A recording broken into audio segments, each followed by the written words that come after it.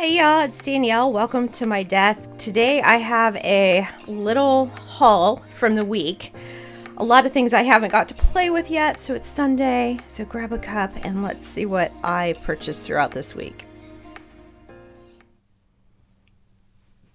So if I haven't said it before, welcome to my desk.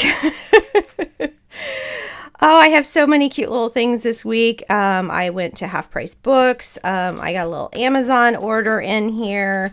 Some more books that I had purchased, and I have something that arrived from Cartas. We're going to start with these books right here. I'm totally into the astrology thing right now. If you haven't heard, or I've mentioned it before, I am in my 1.5 year mark of astrology school here at the Midwest. My teacher's here in Cincinnati, Ohio. Started avidly gardening, and this year I wanted to make it a point to bring in the moon and plant by the moon and the astrology I picked out a couple books on Amazon. Actually, Chelsea Green Press. I met them in Washington at a nutrition conference, bought a whole bunch of books, sent them home. They were kind of cleaning the table, if you will, which was awesome because I got some amazing deals. But I get their newsletter, and I noticed this book just came out in December. They had The Celestial Garden, Jane Hawley Stevens. Foreword by Rosemary Gladstar. So I was like, okay, this must be a good book. You know, only the goddess and herbs of our time. I buy it directly through Chelsea Green Publishing, but I had already taken advantage of some Christmas deals, and I just wanted this one book.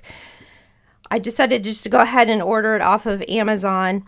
I flipped through it, and I will say it was a little different than what I was expecting. I don't know. I guess I don't know what I was expecting, because most of the astrological planting books that are, and I will say most of them are out of print, the older ones. Oh, look at the pretty peonies. I have tons of these in my yard. Fun fact, when we moved into our house, which was 20 something years ago, we had pulled a whole bunch of peonies from my childhood home and a whole bunch from my grandfather's home. So I have plenty of them. I believe their life is like 70 to 100 years, and they're going strong. I don't know what I was expecting with this. I've been searching for books, but they're so expensive.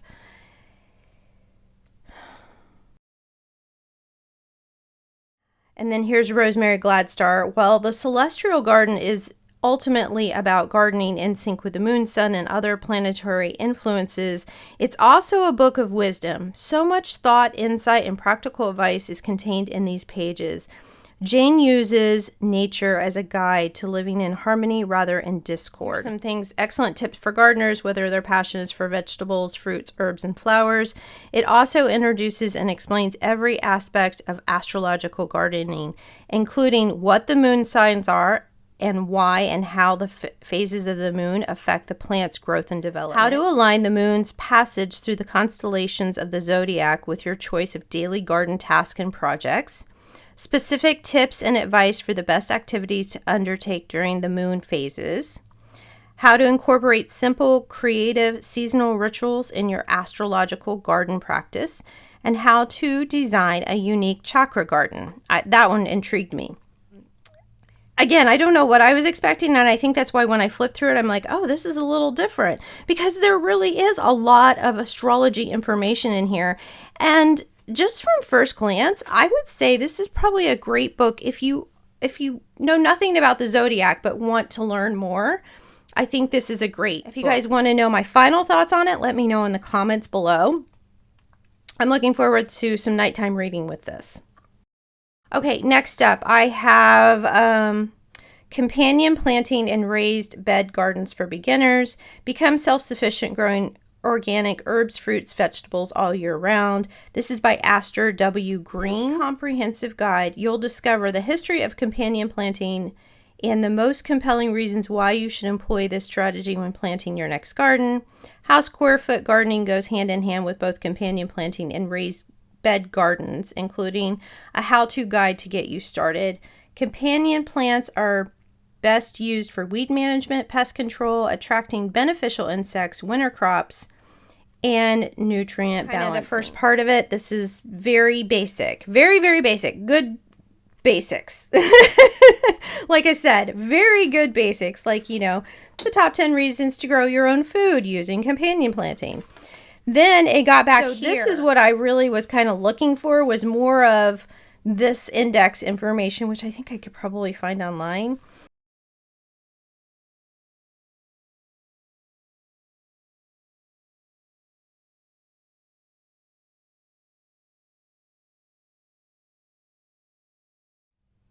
This to me feels like a review, but I think if you're a beginner, it would be a good book for you. Again, if you want to know my comments after I read the book, I may not even read that book, I'll be honest. The next book I got from Amazon was the North American edition, the Marie Thun, Thun? Biodynamic Almanac for 2024. There was rave reviews for this book. More unique details other than moon planting calendar. It says Marie's Almanac also covers working with bees, pest control, and biodynamic preparations. Perfect for both seasonal growers and beginners. The easy-to-use design includes informational panels for fast lookup, plus detailed explanations, recommended activities, making it simpler to plan what to do and when. It also includes a handy pull-out year-to-view wall chart for quick reference. So here's the wall chart, which that might just go outside somewhere. Of course, I usually laminate these things before I take them to my greenhouse. There's also keys in the back, and I believe there's keys in the front as well. Yeah, there's some keys in the front. I'm super excited to use this year. I'll be honest. Now, I'm already a month into the year, so I am actually into February. This is the first week of February when I'm filming this. But I think this will be super exciting because not only does it have this calendar over here, but it has a place for me to make notes. If you're not into astrology and don't know how to read these, don't worry. She leaves you a key right over here. You can also go online and say, what does all this gibberish mean?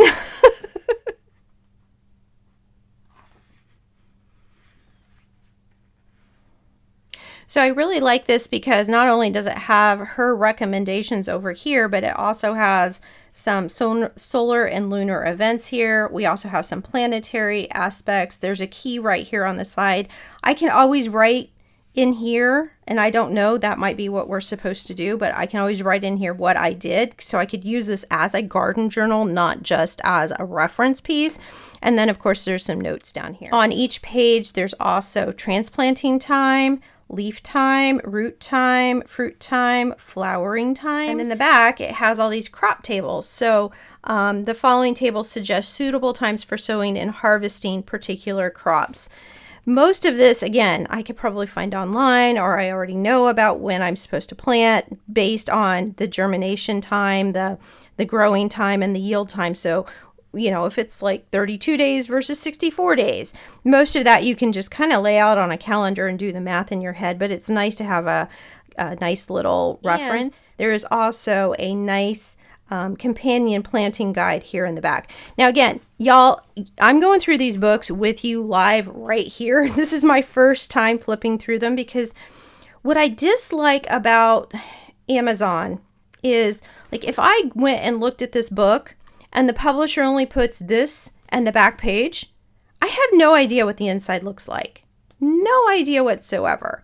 And that's what I really want to see. And that's with Amazon reviewers, if you're doing the reviews, just don't tell me it's a great book. Show me it's a great book.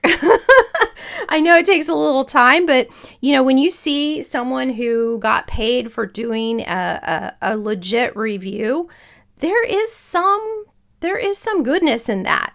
There is some goodness because maybe I don't like what they were saying, but when I flip through, I'm like, oh my gosh, that would be really handy for me. I can just make a little one-line note of what I did that day in my garden. And if I wanted to expand on it, I could put it down here or even put a piece of paper in and expand a little more. But if I can't see the inside of the book, this is a good example. If I can't see the inside of the book or read a passage, then I have no idea what I'm buying. And I don't think Amazon does a lot of that anymore, of that, where you can read a couple pages Maybe you could download it on the Kindle. Maybe I'm just missing that, or I'm impatient and don't want to do it. But I literally look at the reviews and I go and I see what the reviews are and what people said. I would really love a few more pictures. In fact, maybe that's what I'll do. I'll go put a few pictures on Amazon. So look for my reviews.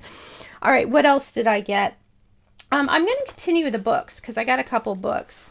Mom and I did a little drive, and we had to go pick up some things in Cincinnati. So we went to 2 bookstores, 2 half-price books, and they were on the way. I mean, I don't usually go totally out of my way to go, unless I'm doing like a whole day of book shopping. But we happened to be driving by 2 of them. And the first one I found this has been on my list for a while. It's Silver RavenWolf. It's her Halloween book. Now she has a bunch of these. There's a couple different ones for each season.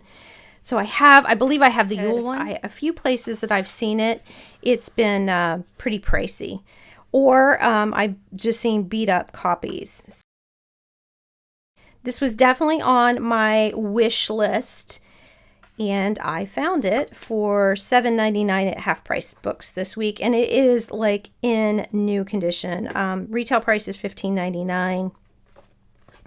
Spells, recipes, customs. Excited I found this guy.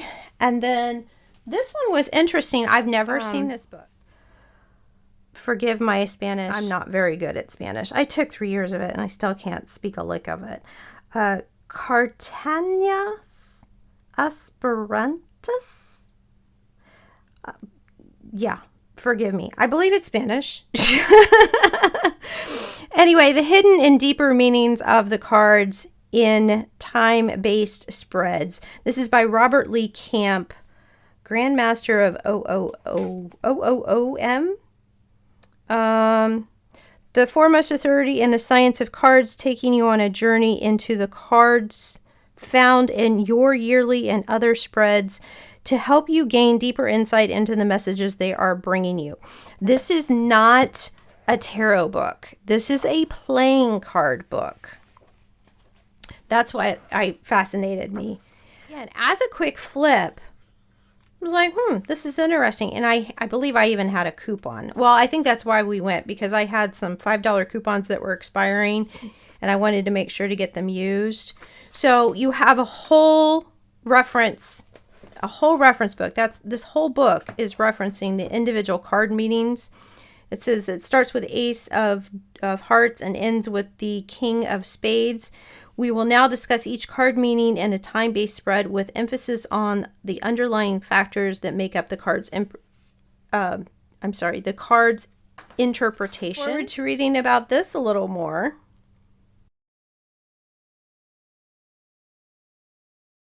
Versus the tarot. And one day when I sit down, I will have this book in my reference library. All right, next up, I have a little haul that took a while to get here. This is a Macari purchase. You can now bundle on Macari. So I wanted this guy right here, which I have a copy of it. But I was like, hey, I wonder how much it is to add this guy. He wasn't asking very much for Heavenly Bloom's tarot deck. It's currently in print. It's a US Games deck. And it actually was just recently published in 2022. When I first opened this, I thought, oh my gosh, this is like anime. I mean, seriously, I thought it was just this beautiful anime deck. And maybe some people get the anime vibes. It's got this beautiful foil. It was a little out of order. I could tell the person did not use it very often. In fact, I still need to cleanse it. I might just put my selenite on it and when I'm done here. I loved the art. I thought it was absolutely beautiful. It's a very slicky, you can see that, very slick, glossy stock. It's a tall card. Anyway, I put it back in order. It is an absolutely beautiful deck. But again, it gives me this anime vibes in it. That one's a beautiful card. Look at that, Queen of Laurels. That is one of my favorite cards, is the Queen of Pentacles. Anywho, when I was reading, it's not just animation. It's not just one culture. It's many cultures. I might put it in my stack this month just so I can. And the next thing I got was the Ouija Oracle card game, an answer to all of your questions. This was published back in the 90s, and it was it's a U.S. Games product, but of course the Ouija board and Parker Brothers are trademarks, or I should say Ouija and Parker Brothers are restricted trademarks. Are you loved? What will you be doing in 10 years? Will you marry? Will you become rich? I think this is just kind of a fun little party game. I got it for the nostalgia of it, really. Contents is 52 cards, 1 category board, 1 answer board, 1 forecaster, 1 rule book, and a score pad. The only thing this was missing was the score. No, there is a score pad. We have some counters. Of course, we have the 2 different boards. Oh, we have a little mailer. Response card. Let us collect, this is way back in the day, let us collect your information by sending it to us. And I think that's kind of cool. I mean, if you were going to get like a US Games catalog or something out of it, but now this is, you see all these questions? This is what the internet does every time you turn on your phone. So here's the instruction book, and then here's the cards. I counted them. They're all there. They're perfect. The box is just a little ugly. Again, if you want to know how to play with it, let me know. Maybe I can make a video. I think it does take 3 people to play, though. 3 or more players. Yeah, 3 or more players. So, gonna have to find someone that wants to play this with me. Oh, anyway. It was about the nostalgia of purchasing it. Just because I thought it was a cool little item and I wanted it for my collection. And like I said, it took a while to get here. So just FYI, if you're buying something from Alaska, you know, secondhand eBayers or, you know, Macari or whatever, just remember it takes a little while to get here, especially when there's snowstorms and atmospheric rivers running through our world, our country.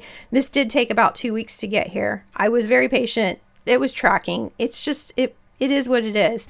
So don't get mad at the seller.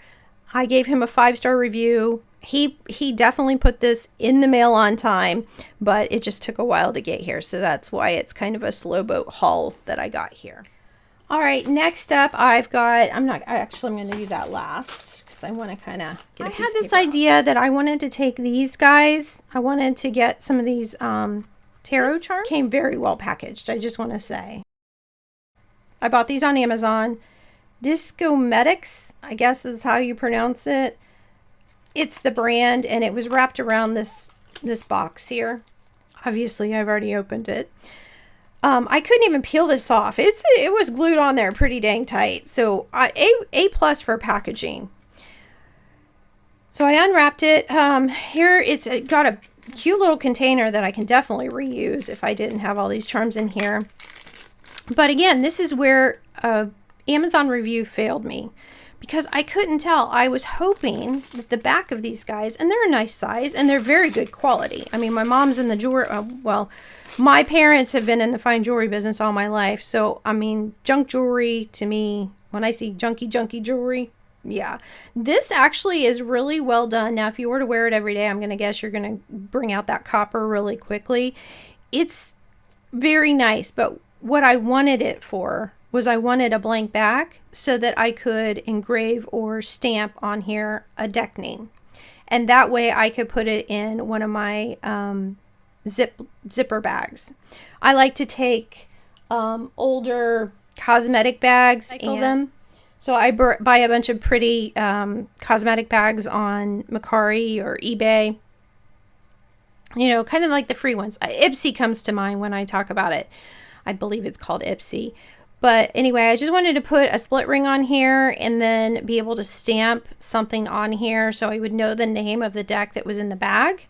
Thought it was, because I'll show you what I'm using right now. And here's just a sample of a bag that actually I bought on Amazon a while back. And it has a temporary, where you can write temporarily what's on there. So you can take a, what is that, a dry erase marker or a wet erase, I think it's a dry erase. And you can write on here what you have in here. I thought, oh, that's really cool, but it's mesh, so I can see what's in there. But anyway, I I want to be able to put, I don't have an Ipsy bag handy here, but what I want to do is put a split ring on here and then I would dangle. But what I've been using is these guys right here, which are basically cardboard keychains, you know, for valet parking. So I've actually used these all around my house for my overhead lighting for my cameras. I took one of these and I put, you know, lamps, you know, photo lamps, I think is what I put on there. So I found all sorts of other uses for these, but I would take and, you know, put the deck name on it. And it wasn't really permanent either, because if I'm just using the deck for, you know, a month or two or a season, then I would just toss these and it wasn't that much money. But or I might just put them in a, I don't know. I've just been tossing them. Or I could wipe them out and reuse them for something else. But anyway, I was looking for something a little more permanent, and I was hoping that this had a blank back that I could stamp or engrave, but you can see they're two-sided.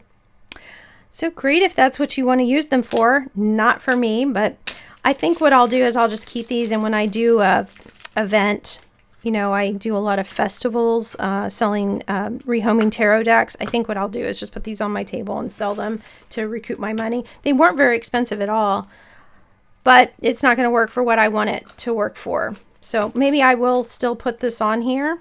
I don't know. But that was my purpose of buying them, because I wanted to find some cute little tarot charm that I could put on, and it didn't work out. All right, next up, it is Chinese New Year's is coming up. Today I'm going to work on my Chinese New Year decorative spreads in all of my planners. So for next week, not this week, but the following week, I believe it starts, it's either the 9th or the 11th or somewhere in there is Chinese New Year. It's the year of the dragon. Was it the wood dragon? Yeah, I'm pretty sure it was the wood dragon this year. Water rabbit last year. Okay, I'm gonna have to go look it up now. I'm just riffing here. I know it's the dragon because here's a bunch of dragon stickers. Anyway, this was one of the sticker packs that I bought to add a little decor to my planners. And what I plan on doing is actually taking the extra ones and sticking in the mail to my daughter, because they celebrate Chinese New Year, and I know my granddaughter will just love these and they'll use them throughout the year, because I only needed a few, but again, for the price, I got this many sticker sheets. So again, I'm going to stick a couple in the mail to my granddaughter, my daughter. Anyway, I thought this was really cute little stickers. Again, they're about the size of a nickel, I would say. And I don't know who, I'll link below who they were, who the seller was on Amazon, but again, very inexpensive to just buy a few stickers. I can always use some of the 2024 stickers and probably cut them out and use them in another way. Don't be afraid to cut your stickers. So I probably will cut out some of the New Year 2024 and maybe go back and I don't know. But I know that I can share them with a friend.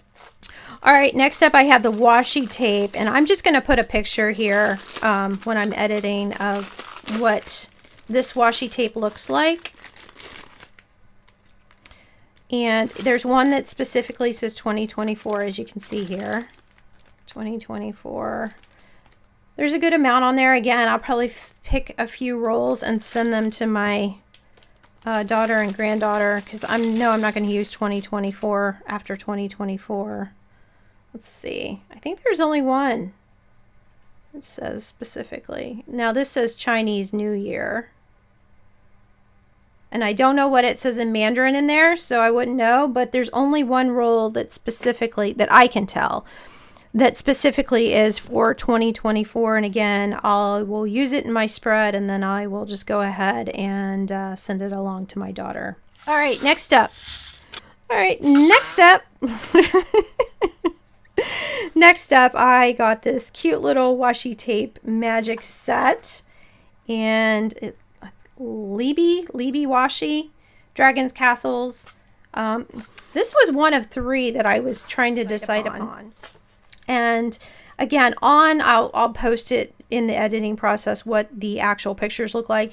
Again, I'm going to tell you and there's a lot of shadow or a lot of glare because I'm using natural light today. When you get these things, the colors are not as saturated, but what I'm going to do is, because I want to swatch this, I'm going to swatch it with you here in just a second. We're going to swatch all of this and we'll see exactly how much color these have.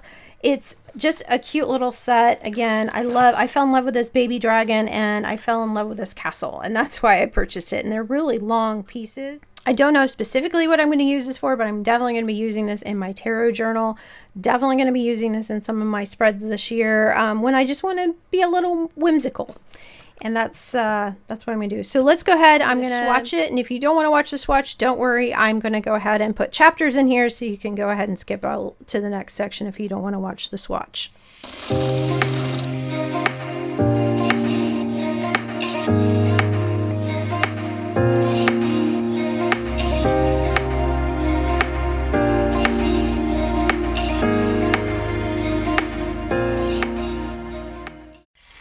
Here, I swatched all of them except for I did not swatch these guys right here, which are the watercolor ones.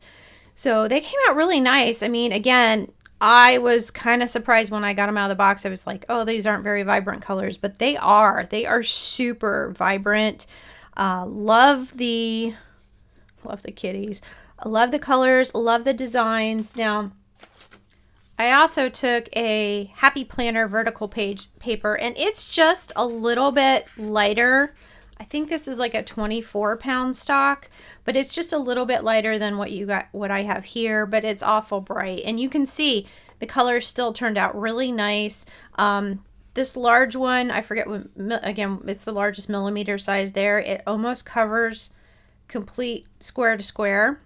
Normally, if I were swatching this, I'd, white out I'd white out the lines underneath so I could get, so you wouldn't see them. But yeah, it turned out really nice. And I like this little dragon. He's like the good dragon, the little cute baby dragon. And then this one just looks like someone peed in his Wheaties today. Seriously. Now, of course, you don't have to be attached to all of, one piece of washi. What you could do is cut some of these pieces out and then layer them. But yeah, I'm really happy with the price. The only thing is they were a little hard to peel. It is a thinner washi, but I'm super happy with how it turned out. I'll definitely be using this in my journaling. Gonna definitely be using it in my ritual planner later on this year. Just depends on the deck that I'm using or the week. Anywho, all right, there is my review, my haul from this week. Again, it was a little mini haul, but I had a lot of fun swatching out this washi. So I'm always honored if you stop by my desk and watch my video from beginning to end, and y'all have a wonderful day. Thanks so much. Bye-bye.